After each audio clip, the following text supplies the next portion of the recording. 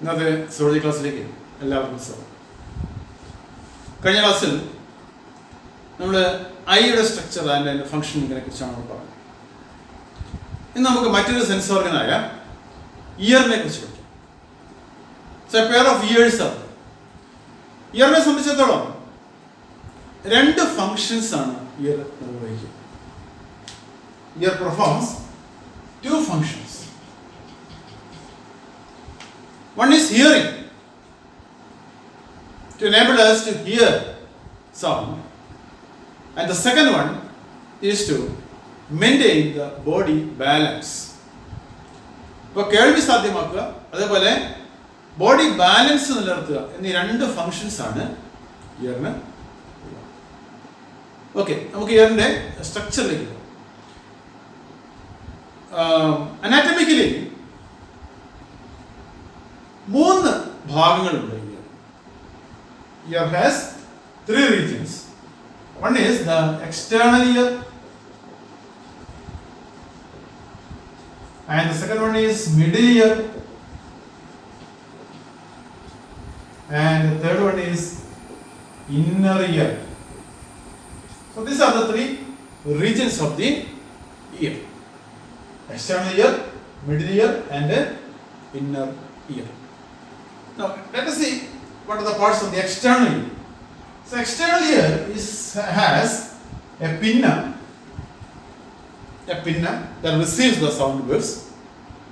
നമ്മൾ ചെവി കുട എന്ന് വിളിക്കുന്ന പിന്ന is a characteristic feature of all mammals. Then a canal, the pinna leads to a canal, and this canal is called, this is the pinna, ear canal,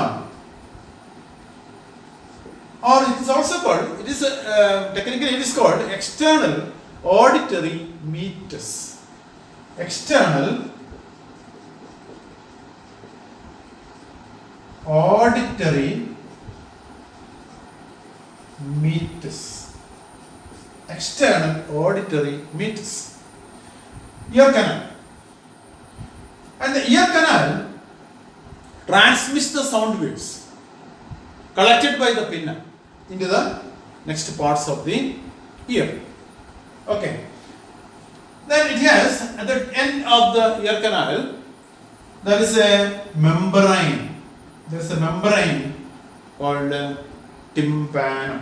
So this is the eardrum or tympanum. Eardrum or tympanum, and that is made up of skin and connective tissue on the outer side, and inner side there is a layer of mucus. A mucus layer is there on the inside, and outer side there is a thin layer of connective tissue and the skin. Okay, so there is a very thin layer. So here ends the external ear. So these are the parts of the external ear: pinna, ear canal or external auditory meatus, and the tympanum. Now next is the middle ear. The conspicuous parts of the middle ear, structures in the middle ear, are three ear ossicles or three ear bonds: malleus, incus, and stapes. Malleus, incus, and stapes. So three ear bonds are there. First one is the malleus, that is connected to the tympanum. One end of the malleus is connected to the tympanum, and the other end is connected to the next bond, that is incus, and incus is connected to a bond stapes. A bond called stapes. Okay, so malleus, incus, and stapes. This is a chain of three bonds called ear ossicles. Ear ossicles, and there is a tube. There is a tube passing from the middle ear to the pharynx, which opens into the pharynx, and that tube is called eustachian tube.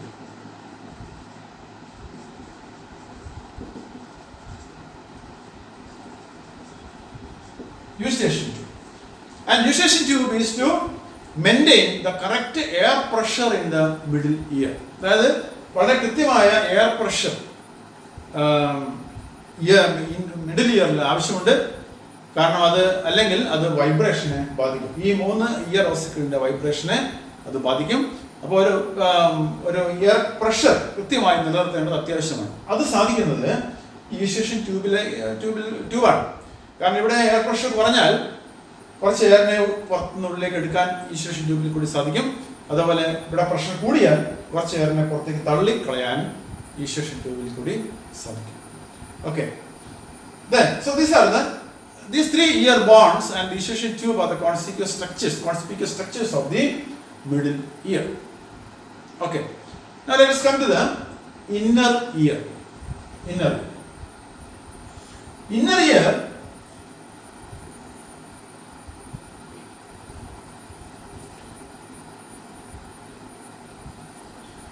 ear is made up of 2 components. One is a coiled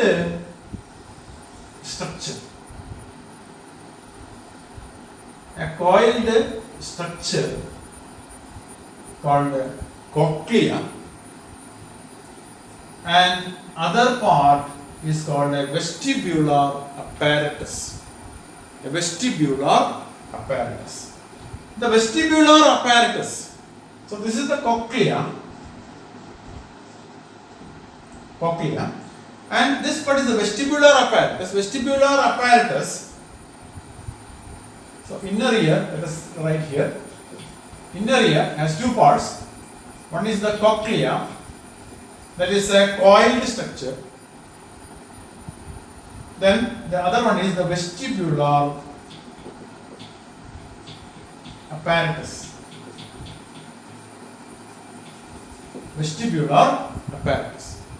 The vestibular apparatus has 2 parts again. One is the semicircular canals.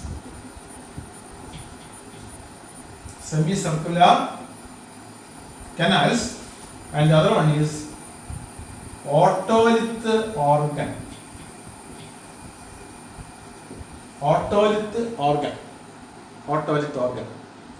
And otolith organ has 2 parts, a saccule and a vestibule. So these are the parts of the inner ear. So once again, let us see. Inner ear has 2 parts, a vestibular apparatus and a cochlea. Cochlea is a coiled structure, and that is actually, the cochlea is related to the hearing. And the vestibular apparatus has 2 parts, semicircular canals and the otolith organ. And otolith organ has 2 parts, the saccule and the vestibule. And let us see what are these parts. This is the cochlea, and next part is the vestibular apparatus. This is the vestibular apparatus, and the vestibular apparatus has semicircular canals like this. These are the semicircular canals. So these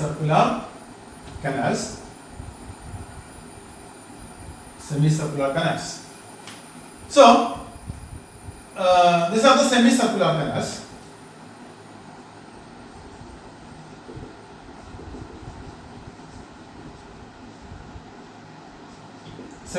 canals. And this is the otolith organ. From here to here is the otolith organ, and otolith organ has 2 parts. The upper one is saccule and the lower one is the vestibule. Okay. Now let us see detail about the semicircular canals. So with the vestibular apparatus, the cochlea is for hearing and vestibular apparatus is for balance of the body. You should understand that way. The cochlea is for hearing. Cochlea helps in hearing, and the vestibular apparatus is for maintaining balance of the body. So vestibular apparatus has 2 parts. This is semicircular canals and otolith organ. otolith organ. Semicircular canals. There are 3 semicircular canals. 3 semicircular canals, as you can see here. 3 semicircular canals are there. And these, when we examine the structure of each semicircular canal, you can see that the semicircular canal has a swollen base. A swollen base like this. And the swollen base of the semicircular canal is called the ampulla. The swollen base of the semicircular canal is called the ampulla. And at the base of the ampulla, there is an elevated portion like this. There is an elevated portion like this, and this portion is called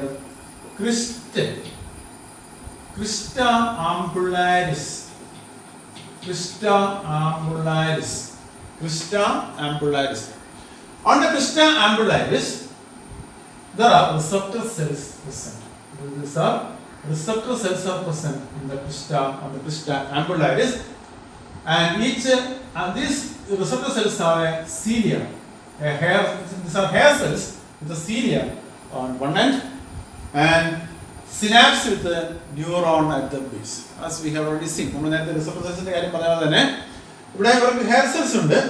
They are hair cells. These receptor cells are also called hair cells because they have a cilia on one end, and at the base they synapse with the neuron. Okay. ഇനി ഇവിടെ ഇതാണ് ഓരോ semi circular കനാലിന്റെയും structure. ഈ 3 semi circular canals ഉണ്ട്. ഈ 3 semi circular കനാൽസിന്റെയും arrangement ഒരു പ്രത്യേകത. These 3 semicircular canals are arranged at right angle to each other. അതായത് നമുക്കിവിടെ വരയ്ക്കാൻ ബുദ്ധിമുട്ടുണ്ട്. ഒരു 3-dimensional സ്ട്രക്ചറിലാണ്, 3-dimensional ഫോമിലാണ് അത് കാണുക. നമുക്കിവിടെ ബോർഡിൽ വരയ്ക്കാൻ ബുദ്ധിമുട്ടുണ്ട്.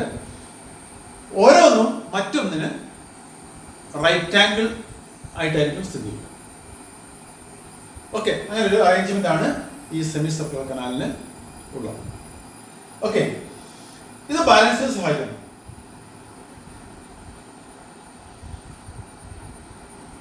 ഈ സെമി സർക്കുലർ കനാലിനുള്ളിൽ നമ്മളത് പറയുന്നതിന് മുൻപ് ഈ inner year 2 പാർട്ടുണ്ട്. Inner ear has a bony labyrinth and a membranous labyrinth. Labyrinth എന്നുകൊണ്ട് ഉദ്ദേശിക്കുന്നത് എന്താണ്? Labyrinth എന്ന് പറഞ്ഞാൽ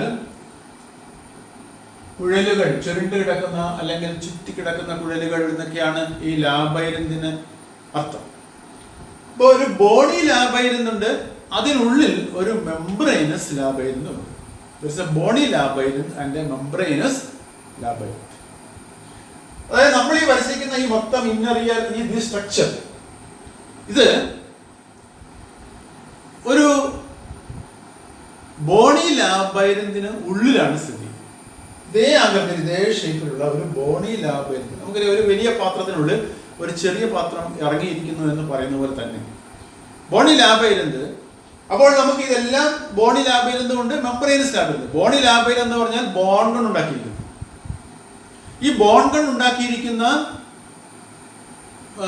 സ്ട്രക്ചറിനുള്ളിൽ അതേ ഷേപ്പിലുള്ള മെംബ്രെയിൻ ഉണ്ടാക്കിയ ലാബൈരിന്ത്, മെംബ്രെയിനസ് ലാബൈരിന്ത് ഇറങ്ങിയിരിക്കുന്നു. ഓക്കെ, ബോണി ലാബൈരിന്തിനുള്ളിൽ ഒരു ഫ്ലൂയിഡ്, ആ ഫ്ലൂയിഡിന് നമ്മൾ പെരിലിംഫ് എന്നാണ് വിളിക്കുന്നത്. ഇപ്പൊ 2 തരത്തിലുള്ള ലാബൈരിന്താണ്. One is bony labyrinth. Within the bony labyrinth there is a membranous ലാബൈരിന്ത്.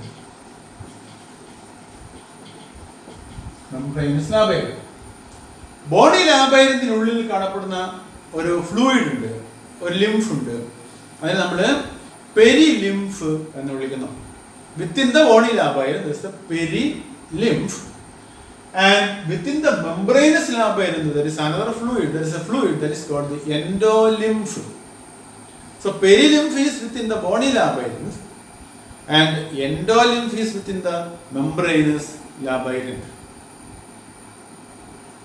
Okay.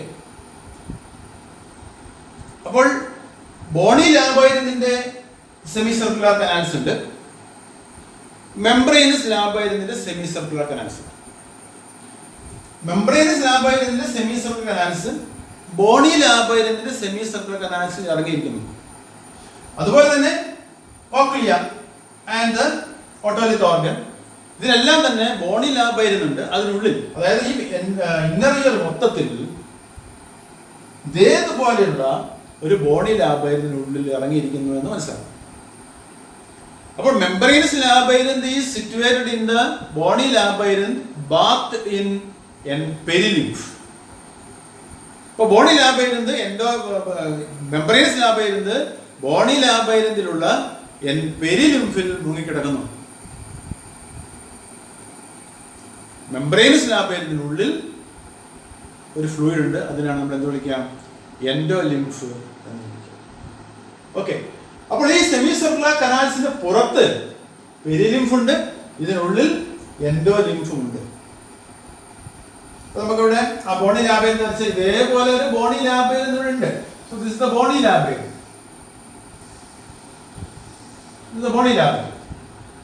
Okay, so this is the bony labyrinth with endolymph. Sorry, perilymph.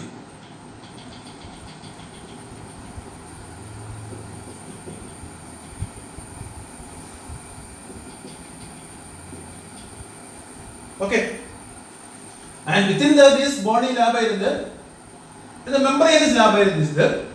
That has a fluid inside. That is the fluid inside. That is the endolymph. Okay. അപ്പോൾ അങ്ങനെ മൊത്തം ഈ inner ഇയറിനും ഇത് ബാധകമാണ്. So the whole inner ear is placed within the bony labyrinth having perilymph, and the endolymph within the membranous labyrinth endolymph is. അപ്പോൾ ഇവിടെ ഈ നമ്മുടെ സെമി സർക്കുലർ കനാൽ, ഈ സെമി സർക്കുലർ കനാലിനുള്ളിൽ എൻഡോലിംഫ് ഉണ്ട്. ഈ എൻഡോലിംഫ് ഇതെങ്ങനെയാണ് നമുക്ക് ബാലൻസ്, നമ്മുടെ ചെവി എങ്ങനെയാണ് ഇതിനെ സഹായിക്കുന്നതെന്ന് കൂടി നമുക്ക് നോക്കാം. നമ്മുടെ ശരീരം ഒരു ഭാഗത്തേക്ക് ചെരിയുമ്പോൾ അതനുസരിച്ച് നമ്മുടെ തലയും ചെരിയും. അപ്പോൾ നമ്മുടെ ശരീരത്തെ നേരെയാക്കുക, ബാലൻസ് ചെയ്ത് നിർത്തുക എന്നുള്ളതാണല്ലോ സെമി സർക്കുലർ കനാലിന്റെ ഒരു ഫംഗ്ഷൻ. ആ ഫംഗ്ഷൻ അതാണ്. അപ്പോൾ നമ്മൾ തല ഒരു ഭാഗത്തേക്ക് ചെരിയുമ്പോൾ ഈ എൻഡോലിംഫ് ഏത് ഭാഗത്തേക്കാണോ നമ്മുടെ ശരീരം ചെരിയുന്നത് അല്ലെങ്കിൽ തല ചെരിയുന്നത് ആ ഭാഗത്തേക്ക് കൂടുതൽ എൻഡോലിംഫ് ഒഴുകിയെത്തുകയും അത് ഇവിടെയുള്ള ഈ സെൻസ് ഓർഗൻസിന് സെൻസ് ചെയ്യാൻ സാധിക്കുകയും ചെയ്യുന്നു. അപ്പോൾ ഏത് ഭാഗത്താണ് എൻഡോലിംഫിന്റെ മർദ്ദം കൂടുതൽ അനുഭവപ്പെടുന്നത് എന്നുള്ളതനുസരിച്ച് എന്ന് മനസ്സിലാക്കാൻ ഈ ക്രിസ്റ്റേ ആംബുള്ളാരിസിലുള്ള ഈ സെൻസറി സെൽസിന് സാധിക്കുന്നു. അത് ബ്രെയിനിലേക്ക് റിലേ ചെയ്യുകയും ആ മെസ്സേജ് ബ്രെയിനിലേക്ക് റിലേ ചെയ്യുകയും ബ്രെയിനാണ് ഈ ബാലൻസ് നിലനിർത്താൻ സഹായിക്കുകയും ചെയ്യും. എസ്പെഷ്യലി നമ്മുടെ സെറിബെല്ലത്തിലേക്ക് ആണ് ആ മെസ്സേജ് പോവുക. അവിടെ സെറിബെല്ലം അതിനുള്ള കറക്റ്റീവ് മെഷേഴ്സ് എടുക്കുന്നത്, അതായത് ആ ബാലൻസ് നിലനിർത്താൻ ആവശ്യമായ മസിൽ കൺട്രാക്ഷൻ നടത്തുകയും അങ്ങനെ ബാലൻസ് റിഗെയിൻ ചെയ്യുകയും ആണ് ചെയ്യുക. ഓക്കെ, അപ്പോൾ anyway, semicircular canals help to maintain the balance of the body. ഇവിടെ next part of the inner year എന്ന് പറയുന്നത് വെസ്റ്റിബ്യുലർ അപ്പാരറ്റസിലെ നെക്സ്റ്റ് പാർട്ട് എന്ന് പറയുന്നത് ഓട്ടോളിത്ത് ഓർഗൻ. ഇതാണ് ഓട്ടോളിത്ത് ഓർഗൻ. ഈ ഓട്ടോളിത്ത് ഓർഗൻ രണ്ട് ഭാഗങ്ങൾ ചേർന്നാണ് സാക്യൂൾ ആൻഡ് വെസ്റ്റിബ്യൂൾ. ഈ സാക്യൂളിലും വെസ്റ്റിബ്യൂളിലും ചില റിഡ്ജസ് കാണാൻ സാധിക്കും. ഇതുപോലെ ചില റിഡ്ജസ് കാണാൻ സാധിക്കും. ഈ റിഡ്ജസിന് നമ്മൾ മാക്യുല എന്നാണ് പറയുന്നത്. മാക്യുല എന്ന് വിളിക്കുന്നത്. ഈ മാക്യുലയുടെ മേലെ ഇതേപോലെ ഹെയർ സെൽസ് കാണപ്പെടുന്നു. Hair cells are seen on this macula also, receptor cells, and they synapse with a neuron. They synapse with a neuron. ഇതിനുള്ള എൻഡോലിംഫിൽ, ഈ സാക്യൂളിലും വെസ്റ്റിബ്യൂളിലുള്ള എൻഡോലിംഫിൽ കാൽഷ്യം കാർബണേറ്റിന്റെ ചെറിയ തരികൾ കാണാൻ സാധിക്കണം. ഈ തരികൾക്ക് നമ്മൾ ഓട്ടോലിത്ത് എന്ന് വിളിക്കുന്നു. ഓട്ടോലിത്ത്, അതുകൊണ്ടാണ് നമ്മൾ ഇങ്ങനെ ഓട്ടോലിത്ത് ഓർഗൻ എന്ന് വിളിക്കുന്നത്. ഓട്ടോലിത്ത് ഓർഗൻ എന്ന് വിളിക്കുന്നത് കൊണ്ടാണ്. Within the endolymph of this saccule and vestibule otoliths are seen. എന്താണ് ഓട്ടോലിത്ത്? ഓട്ടോലിത്ത് എന്ന് പറഞ്ഞാൽ കാൽഷ്യം കാർബണേറ്റിന്റെ ചെറിയ തരികളാണ്.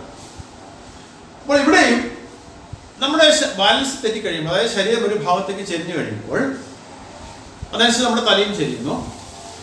അപ്പോൾ എൻഡോലിംഫ് ഏത് ഭാഗത്തേക്കാണോ നമ്മുടെ തല ചെരിയുന്നത് അതിനനുസരിച്ച് ഓട്ടോലിത്തുകൾ ഒഴുകിയെത്തുകയും ഈ എൻഡോലിംഫിലുള്ള ഓട്ടോലിത്തുകൾ ആ ഭാഗത്തേക്ക് കൂടുതൽ കോൺസെൻട്രേറ്റ് ചെയ്യുകയും അത് ഹെയർ സെൽസിൽ പറ്റിപ്പിടിക്കുകയും ചെയ്യും. അപ്പൊ അങ്ങനെ ഹെയർ സെൽസിൽ പറ്റിപ്പിടിക്കുമ്പോൾ ഈ മാക്യുല എന്ന് പറയുന്ന റിഡ്ജസ് പല ഡയറക്ഷനിൽ പല ഭാഗത്തുണ്ട്. അപ്പോൾ ഏത് ഡയറക്ഷനിലാണ് കൂടുതൽ പ്രഷർ അനുഭവപ്പെടുന്നത് എന്ന്, അല്ലെങ്കിൽ ഓട്ടോലിത്തുകൾ ഏത് ഭാഗത്തേക്കാണ് കൂടുതൽ അറ്റാച്ച് ചെയ്തത് എന്ന് തിരിച്ചറിയാൻ ഈ സെൻസറി സെൽസിന് സാധിക്കുകയും ആ ഇൻഫർമേഷൻ നമ്മുടെ സെറിബെല്ലത്തിലേക്ക് റിലേ ചെയ്യുകയും അതിനനുസരിച്ചുള്ള ഒരു കറക്റ്റീവ് മെഷർ എടുക്കാൻ ബ്രെയിനിന് സാധിക്കുകയും ചെയ്യും. അപ്പൊ അങ്ങനെ with the combined activities of the semicircular canals and the otolith organ അല്ലെങ്കിൽ വെസ്റ്റിബുലർ അപ്പാരറ്റസിന്റെ മൊത്തത്തിൽ വെസ്റ്റിബുലർ അപ്പാരറ്റസിന്റെ സഹായത്താൽ ബാലൻസ് മെയിൻറ്റെയിൻ ചെയ്യാൻ സാധിക്കുന്നു എന്നുള്ളതാണ്. ഓക്കെ, ഇനി നമുക്ക് കോക്ലിയയും ഹിയറിംഗിനെ കുറിച്ച് പഠിക്കാം. കോക്ലിയയുടെ സ്ട്രക്ചറിനെ കുറിച്ച് നമുക്ക് നോക്കാം. എന്താണ് കോക്ലിയയുടെ സ്ട്രക്ചർ എന്ന് നമുക്ക് നോക്കാം.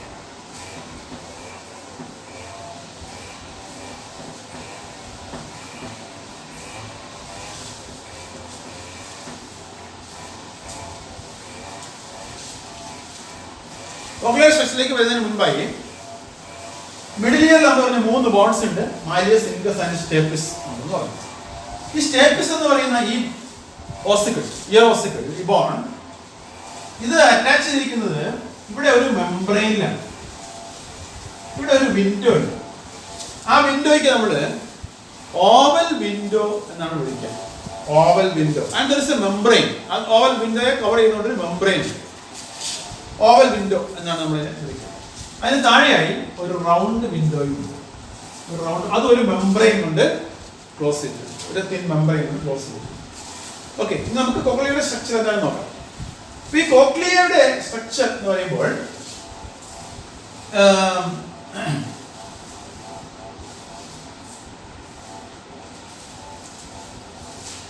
കോക്ലിയ നമ്മൾ നേരത്തെ പറഞ്ഞല്ലോ, എൻഡോലും എല്ലാ മറ്റു പാർട്ടുകളൊക്കെ തന്നെ എല്ലാം മൊത്തം ഇന്നർ ഇയർ ബോണി ലാബൈറിനുള്ളിലാണ് കിടക്കുന്നത് നമ്മൾ പറഞ്ഞു. അതുപോലെ തന്നെ കോക്ലിയ ഒരു ബോണി ലാബൈറിന് ഉള്ളിലാണ് കിടക്കുന്നത്. അല്ലെങ്കിൽ കോക്ലിയ ബോണി ലാബൈറിന്റെ എന്ന കോക്ലിയയിൽ ഒരു മെംബ്രെയിനസ് കോക്ലിയ ഉണ്ട്. ഓക്കെ, കോക്ലിയയുടെ മാത്രം സ്ട്രക്ചർ നമ്മൾ എടുത്ത് പരിശോധിച്ചാൽ കോക്ലിയ നമ്മളിങ്ങനെ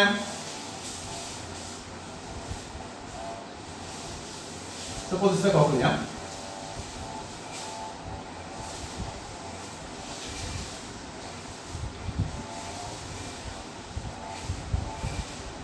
This is the bony labile. And within the bony labile there is a membranous labile. ഇങ്ങനെ ഒരു membranous labile.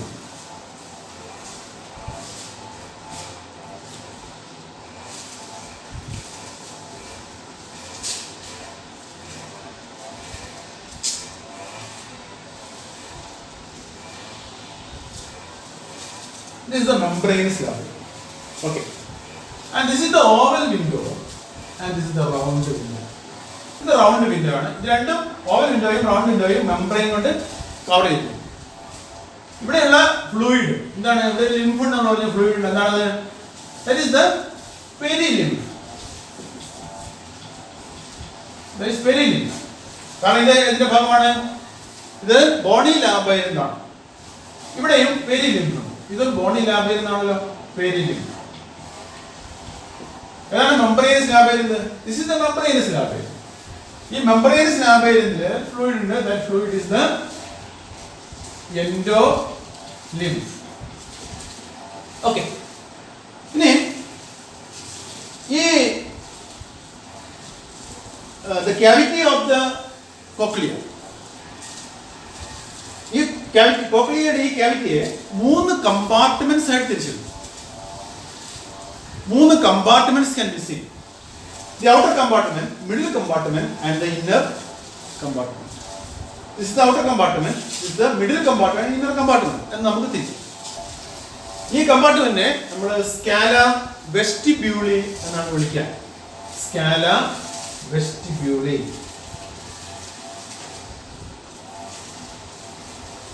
സ്കാല വെസ്റ്റിബ്യൂളി. Middle one is called scala media. Scala media. And the lower one is the scala tympani. So these are the 3 chambers of the cochlea. The outer one or the upper one is the scala vestibuli and the lower one is scala tympani. So scala vestibuli and scala tympani ഏതിന്റെ ഭാഗമാണ്? ബോണി ലാബൈരമിന്റെ ഭാഗമാണ്. അവയ്ക്കുള്ളിൽ ഏത് fluid ആണുള്ളത്? Perilymph ആണുള്ളത് എന്ന് മനസ്സിലാക്കാം. ഇനി scala media. Scala media alone is the part of the membranous labyrinth. ഈ membranous ലാബൈരത്തിനുള്ളിൽ എന്താ ഉള്ളത്? എൻഡോലിംഫ് ആണ് ഉള്ളത്. ഓക്കെ. അപ്പൊ ഈ 3 ചേംബർ ആയിട്ട് തിരിച്ചിട്ടുള്ളത് 2 മെംബ്രെയിൻസിന്റെ സഹായത്താൽ. This is the membrane, this is also a membrane. Because that is a part of the membranous labyrinth. ഈ 2 മെംബ്രെയിൻ ആണ്, 2 മെംബ്രെയിന്റെ സാന്നിധ്യമാണല്ലോ ഇങ്ങനെ 3 ചേംബർ ആയിട്ട് തിരിയാനുള്ള കാരണം. ഇത് ഈ മെംബ്രെയിൻ, അപ്പർ മെംബ്രെയിൻ, ഇങ്ങനെ നമ്മള് റീസനേഴ്സ് മെംബ്രെയിൻ എന്നാണ് വിളിക്കുന്നത്. This membrane is called Reissner's membrane. Reissner's membrane എന്നാണ്.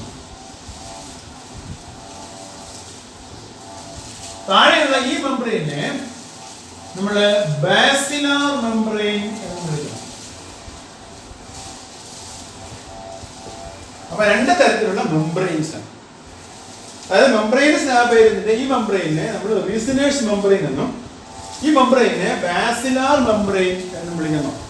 റീസനേഴ്സ് membrane, upper one is Reissner's membrane and the lower one is basilar membrane. ഈ ബാസിലാർ മെംബ്രെയിൻ വളരെ ഇമ്പോർട്ടന്റ് ആണ്. ഈ ബാസിലാർ മെംബ്രെയിന്റെ മുകളിൽ റിസപ്റ്റർ സെൽസിന്റെ ക്ലസ്റ്റേഴ്സ് കാണാൻ സാധിക്കും. അതായത് ഹിയറിംഗിന് സഹായിക്കുന്ന റിസപ്റ്റർ സെൽസിന്റെ ക്ലസ്റ്റേഴ്സ് കാണാൻ സാധിക്കും. ആ റിസപ്റ്റർ സെൽസിന്റെ ക്ലസ്റ്റേഴ്സ് നമ്മൾ പറയുന്നത് ഓർഗൻ ഓഫ് കോർട്ടൈ എന്നാണ്. Organ of Corti. Organ of കോർട്ടൈ.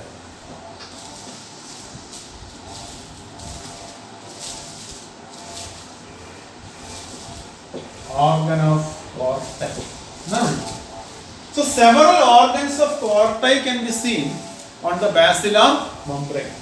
എന്താണ് ഒരു ഓർഗൻ ഓഫ് കോർട്ടൈയുടെ സ്ട്രക്ചർ എന്താണ് എന്ന് നമുക്ക് നോക്കാം.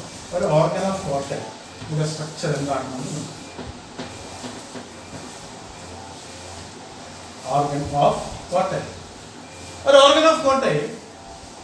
So this is the basilar membrane. Basilar membrane ന്റെ മുകളിലാണ് organ of cortei ഉള്ളത് എന്ന് പറഞ്ഞു. This is the basilar membrane. And this basilar membrane has several receptor cells like this. A group of receptor cells. And each receptor cell has a hair, is a hair cell. There is a cilia on the top. And there is a neuron. It synapse with a neuron. Then above this, covering these new receptor cells, receptor cells in മുകൾ ഭാഗത്തായിട്ട് ഒരു hood പോലെ നിൽക്കുന്ന ഒരു membrane ഉണ്ട്. ഇത് നമ്മൾ ടെക്ടോറിയൽ membrane എന്ന് വിളിക്കുന്നു. ടെക്ടോറിയൽ membrane. Tectorial. These are the receptor cells. Receptor cells. Neuron. Neuron. Auditory neuron ആണ്. Then tectorial membrane. Tectorial membrane. ഇതാണ് ഒരു ഓർഗൻ ഓഫ് കോർട്ടൈയുടെ സ്ട്രക്ചർ. organ of Cortei. ഇങ്ങനെ ധാരാളം organs of Cortei can be seen on the basilar membrane. അപ്പോൾ ഇത് ഒരു organ of Cortei ആണ്. ഞാൻ ഇങ്ങനെ just വരയ്ക്കുന്നുള്ളൂ. This is another organ of Cortei. This is another organ of Cortei. So organ of Cortei are arranged in rows.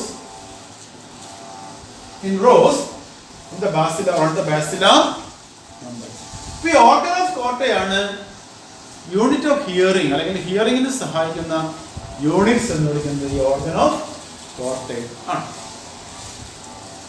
Okay, ഇനി എങ്ങനെയാണ് hearing സാധ്യമാവുന്നത് നമുക്ക് നോക്കാം. ഫിസിയോളജി ഓഫ് ഹിയറിംഗ്, എങ്ങനെയാണ് നമുക്ക് ഹിയറിംഗ് സാധ്യമാവുന്നത് നമുക്കറിയാം. ശബ്ദ തരംഗങ്ങൾ, ശബ്ദമുണ്ടായ സ്രോതസ്സിൽ നിന്നുള്ള ശബ്ദ തരംഗങ്ങൾ ഈ പിന്നെ കളക്ട് ചെയ്യുകയും ഇയർ കനാൽ അല്ലെങ്കിൽ എക്സ്റ്റേണൽ ഓഡിറ്ററി മീറ്റേഴ്സ് വഴി ടിംപാനിൽ എത്തുകയും ചെയ്യും. അങ്ങനെ ടിംപാനിൽ എത്തുമ്പോൾ ടിംപാനം മേക്സ് ദ വൈബ്രേഷൻ, ടിംപാനം വൈബ്രേറ്റ്സ്. അപ്പോൾ ഇവിടെ സൗണ്ട് വേവ്സിന് അനുസരിച്ചുള്ള ഒരു വൈബ്രേഷൻ ഈ ടിംപാനത്തിൽ ഉണ്ടാകും. That is passed on the malleus incus and stapes. അപ്പോൾ they are connected together, so the vibrations are passed on from the malleus to incus and then to stapes. When the stapes is connected to the oval window, here one window is there, that is here this window, oval window, that is stapes is connected to this oval window, the membrane there, and the vibration of this stapes is transferred to the membrane of the oval window. So oval window vibrates. Oval window makes back and forth movement like this. It moves like this. And that movement makes vibrations in the perilymph. കാരണം ഈ membrane പെരിലിംഫുമായി കോണ്ടാക്റ്റിലാണ്. അപ്പോൾ ഇവിടെ ഉണ്ടാകുന്ന vibration, ഇവിടെ ഉണ്ടാകുന്ന ഈ vibration എന്ത് ചെയ്യുന്നു? ഓളങ്ങൾ ഉണ്ടാക്കുന്നു. പെരിലിംഫിൽ ഓളങ്ങൾ സൃഷ്ടിക്കുന്നു. ആ ഓളങ്ങൾ ഇതിലെ സഞ്ചരിക്കുന്നു. ഇങ്ങനെ സഞ്ചരിച്ച് ഇവിടെ അപ്പൊ ഇവിടെ ഓളങ്ങൾ ഉണ്ടാവും ഈ പെരിലിംഫിൽ, അതായത് സ്കാല വെസ്റ്റിബ്യൂളയിൽ ഉണ്ടാവുന്ന വെസ്റ്റിബ്യൂളയിലുള്ള പെരിലിംഫിൽ ഉണ്ടാവുന്ന വൈബ്രേഷൻസ് എങ്ങോട്ട് ട്രാൻസ്ഫർ ചെയ്യപ്പെടുന്നു? ഇവിടുന്ന് പോയി ഇങ്ങനെ ഇതിലെ ട്രാൻസ്ഫർ ചെയ്യപ്പെടുന്നു. എങ്ങോട്ട് ട്രാൻസ്ഫർ ചെയ്യപ്പെടുന്നു? സ്കാല ടിംപാനിയിലുള്ള പെരിലിംഫിലേക്ക് ട്രാൻസ്ഫർ ചെയ്യുന്നു. അവിടെ ഇതേപോലെ ഓളങ്ങൾ ഉണ്ടാവുകയും അത് ഓവൽ വിൻഡോയുടെ മെംബ്രെയിനിൽ വൈബ്രേഷൻ ഉണ്ടാക്കുകയും അതിങ്ങോട്ട് മിഡിൽ ഇയറിലേക്ക് തള്ളപ്പെടുകയും ചെയ്യും. ഓക്കെ, ഇങ്ങനെ ഇവിടെ ഓളങ്ങൾ ഉണ്ടാകുന്ന സമയത്ത്, ഇവിടെ വൈബ്രേഷൻസ് ഉണ്ടാകുന്ന സമയത്ത് ഈ സ്കാല ടിംപാനിയിലുള്ള പെരിലിംഫിൽ വൈബ്രേഷൻസ് ഉണ്ടാകുന്ന സമയത്ത് അത് ബാസിലാർ മെംബ്രെയിനിലെ ചലനങ്ങൾ ഉണ്ടാകും. ബാസിലാർ മെംബ്രെയിനിൽ ചലനം ഉണ്ടാകും. നമുക്കറിയാം, ഒരു കുളത്തിൽ ഒരു പേപ്പർ ഇട്ടിട്ട് കുറച്ച് ഇപ്പുറത്തേക്ക് മാറി കുളത്തിലൊരു കല്ല് ഇട്ടാൽ അവിടെ ഓളങ്ങൾ ഉണ്ടാവും, വെള്ളത്തിൽ ഓളങ്ങൾ ഉണ്ടാവും. ഈ വെള്ളത്തിലെ ഓളങ്ങൾക്കനുസരിച്ച് ആ കുളത്തിലിട്ട വെള്ളത്തിന് മേലെ കിടക്കുന്ന പേപ്പറിൽ ചലനം ഉണ്ടാവില്ലേ? ആ പേപ്പർ ഇങ്ങനെ ചലിക്കുന്നത് കാണാൻ സാധിക്കും. എന്ന് പറഞ്ഞതുപോലെ തന്നെ ഈ സ്കാല ടിംപാനിയിലുള്ള പെരിലിംഫിൽ വൈബ്രേഷൻസ് ഉണ്ടാകുമ്പോൾ, ഓളങ്ങൾ ഉണ്ടാകുമ്പോൾ എന്ത് സംഭവിക്കുന്നു? ഈ ബാസിലാർ മെംബ്രെയിനിന് ചലനങ്ങൾ ഉണ്ടാകും, വൈബ്രേഷൻ ഉണ്ടാകും. ഈ വൈബ്രേഷൻ, അങ്ങനെ ഉണ്ടാകുന്ന വൈബ്രേഷൻ, ബാസിലാർ മെംബ്രെയിൻ ഉണ്ടാകുന്ന വൈബ്രേഷൻസ്, ഈ വൈബ്രേഷന്റെ ഫലമായി ഈ ബാസിലാർ മെംബ്രെയിൻ മുകളിലേക്ക് പോകുകയും ഈ ഹെയർ സെൽസ്, അതായത് റിസപ്റ്റർ സെൽസിന്റെ സീലിയ ഈ ടെക്ടോറിയൽ മെംബ്രെയിനിൽ ടച്ച് ചെയ്യുകയും ചെയ്യും. Suppose this is tectorial membrane and this are the receptor cells, and the basilar membrane, when it vibrates like this, these receptor cells touch the tectorial membrane. ആ ടെക്ടോറിയൽ മെംബ്രെയിനിൽ touch ചെയ്യുന്ന സമയത്ത് ഇവിടെ ഒരു ഇമ്പൾസ് ക്രിയേറ്റ് ചെയ്യപ്പെടും. ഈ റിസപ്റ്റർ സെൽസിൽ ഇമ്പൾസ് ക്രിയേറ്റ് ചെയ്യപ്പെടുകയും ആ ഇമ്പൾസ് ഈ ന്യൂറോൺസ് വഴിയും ട്രാൻസ്മിറ്റ് ചെയ്യപ്പെടുകയും ചെയ്യും. ഈ എല്ലാ ന്യൂറോൺസും ചേർന്ന് ഒരു ഓഡിറ്ററി നെർവായിട്ട് മാറും. ഓഡിറ്ററി നെർവ്, ആ ഓഡിറ്ററി നെർവ് ബ്രെയിനിലെ, നമ്മുടെ സെറിബ്രത്തിലെ കേൾവിയുടെ കേന്ദ്രത്തിലേക്കാണ് എത്തുക. അവിടെ അത് അനലൈസ് ചെയ്യപ്പെടുകയും ശബ്ദം തിരിച്ചറിയപ്പെടുകയും ചെയ്യും. ഓക്കെ, ഇതാണ് the physiology of hearing. അപ്പോൾ ഒരിക്കൽ കൂടി നോക്കാം. നമ്മുടെ ശബ്ദത്തിൻ്റെ സ്രോതസ്സിൽ നിന്നും കളക്ട് ചെയ്യുന്ന ശബ്ദം അല്ലെങ്കിൽ വരുന്ന ശബ്ദം ഇയറിൽ കൂടി സഞ്ചരിച്ച് നമ്മുടെ പിന്നെ അതിനെ കളക്ട് ചെയ്യുകയും ഇയർ കനാലിൽ കൂടി എത്തി ടിംപാനിൽ എത്തിക്കുകയും ചെയ്യുന്നു. So tympanic vibrates. As a result, Marius, Meninges and stapes vibrates. And the vibration of the stapes is transported or transferred to the membrane of the oval. And the oval window, the membrane of the oval window vibrates. And these vibrations are passed on to the perilymph of the scala vestibuli. And the vibration of the scala vestibuli is transferred to the perilymph of the scala tympani. And when the perilymph of the scala tympani vibrates, the basilar membranes makes movement, makes up and down movements. And that movement of the basilar membrane raises the receptors up, and these receptors, the hairs of the receptors or cilia of the receptors touch the tectorial membrane. Tectorial membrane touch ചെയ്യുകയും ചെയ്യുന്നു. As a result, a impulse is created in the receptor cells, and that is transported to the neurons, and all these neurons collectively form the auditory nerve, and through the auditory nerve, the message or the impulse reaches the cerebrum, the hearing center of the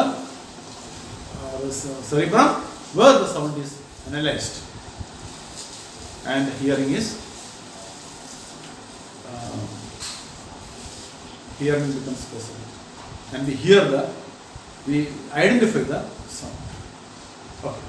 അപ്പോൾ ഇതാണ് ഇങ്ങനെയാണ് നമ്മളുടെ കേൾവി സാധ്യത. Okay, അപ്പോൾ ഇത്രയുമാണ് ഇയറിനെ കുറിച്ച് പറയാനുള്ളത്.